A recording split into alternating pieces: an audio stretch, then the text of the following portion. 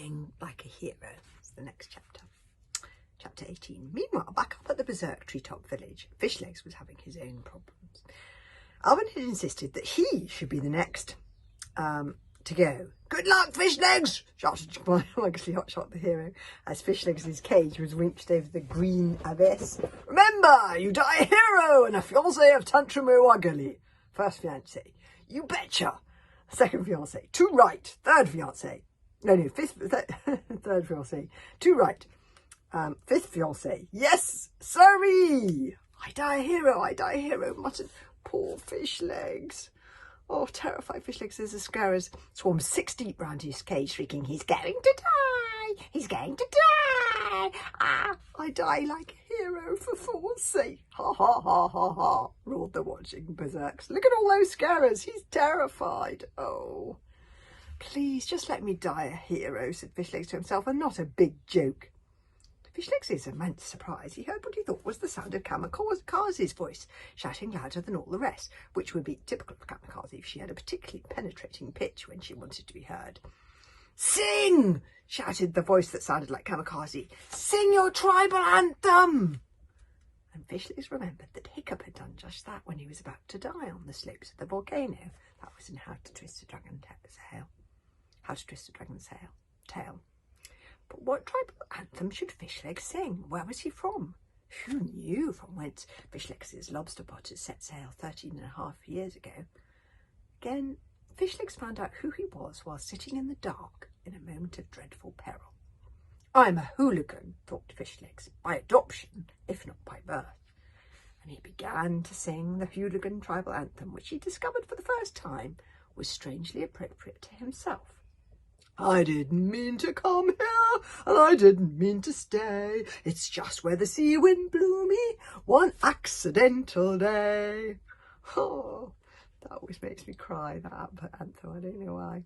The scaries lessened around Fishlegs' cage as he was winched above the abyss. They began to fly off as the singing made Fishlegs less scared and therefore less smelly to the scarers. Seeing this, Fishlegs' voice grew stronger, and he began to shout the words out defiantly, pushing the scarers away as he yelled out the words.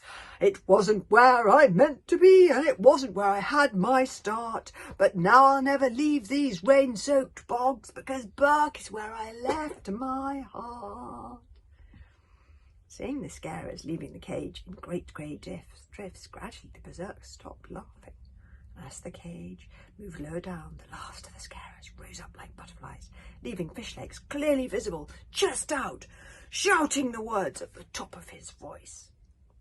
There is nothing the tribes of the Archipelago admire more than bravery. Even mad as a hatter tribes like the Berserk can appreciate and respect that. So a lone Berserk shouted out, "He is a hero!"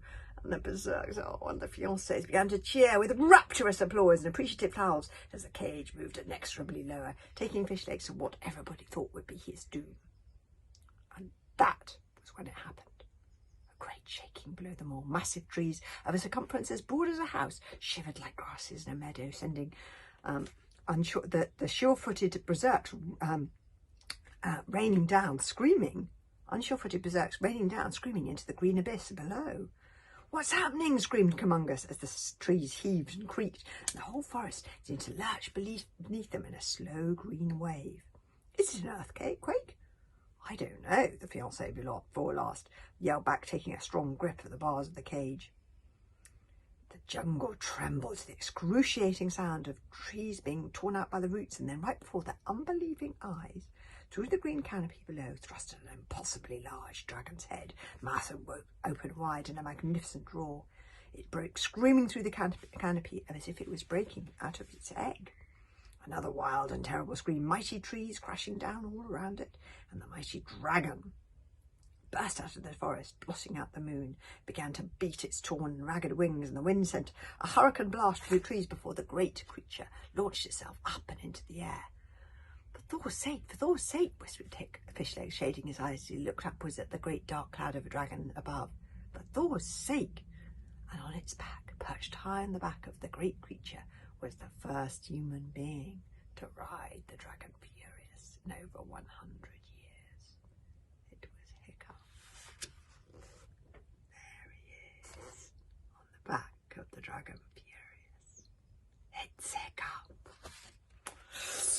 I'll have to have chapter 19 tomorrow. See you then.